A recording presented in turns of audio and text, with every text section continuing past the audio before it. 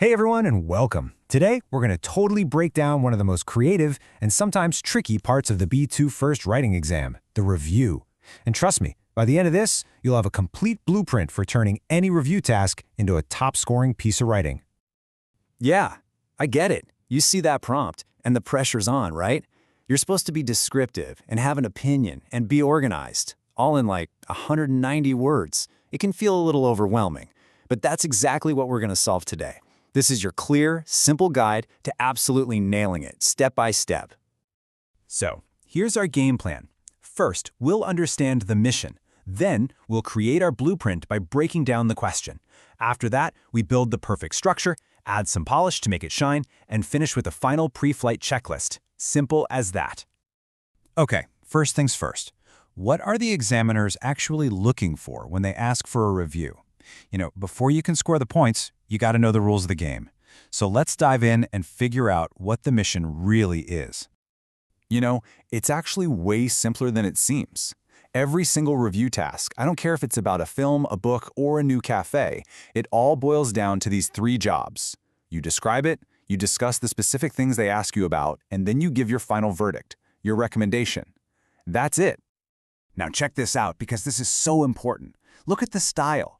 The exam wants you to be the writer on the left, engaging, creative, using contractions. They do not want the stiff, formal academic on the right.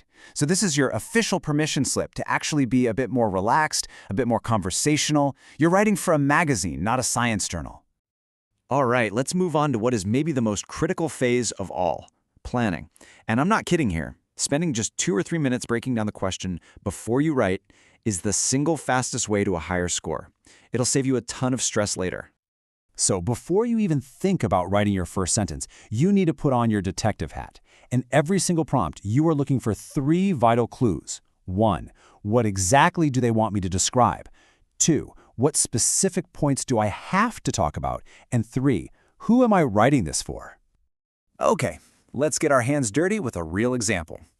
This is a classic B2 review prompt. We're going to break this down right now using our 3 detective steps.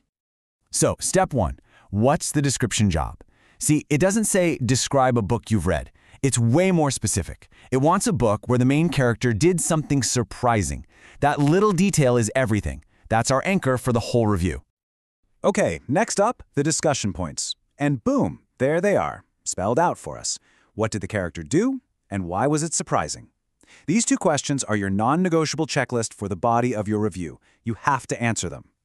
And our last clue, the audience. It says College English Language Magazine. Perfect.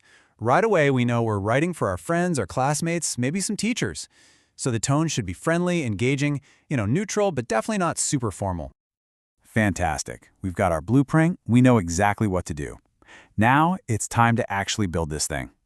And this is where a simple, repeatable structure becomes your absolute superpower. You never have to guess how to organize your review again. Just remember this number, 4. That's it. 4 paragraphs is the magic formula for a perfectly organized, balanced, high-scoring review. It keeps you on track and makes sure you cover everything without going way over the word limit. Just trust the structure. And each of those 4 paragraphs has one, and only one, specific job. Think of it like this. Paragraph 1 is your hook. It grabs the reader's attention. Paragraph 2 is where you do your describing. Paragraph 3 is where you tackle those discussion points. And finally, paragraph 4 is the big finish, your conclusion and recommendation. Simple, clean, and so effective. So let's look at what a great intro looks like. See what's happening here? It's not just, today I will review the book Time Machine. Boring! Instead, it pulls you in with a cool question, it creates some mystery, and then it introduces the book. The reader is already hooked and wants to know what happens next. Okay, and here is probably my all-time favorite tip. This is a real game changer. Listen, the examiners are testing your English skills, not your reading list. So if you can't think of a perfect book, just make one up.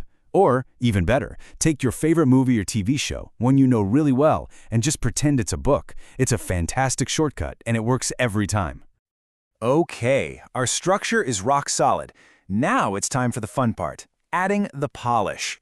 This is what separates a good review from a great review.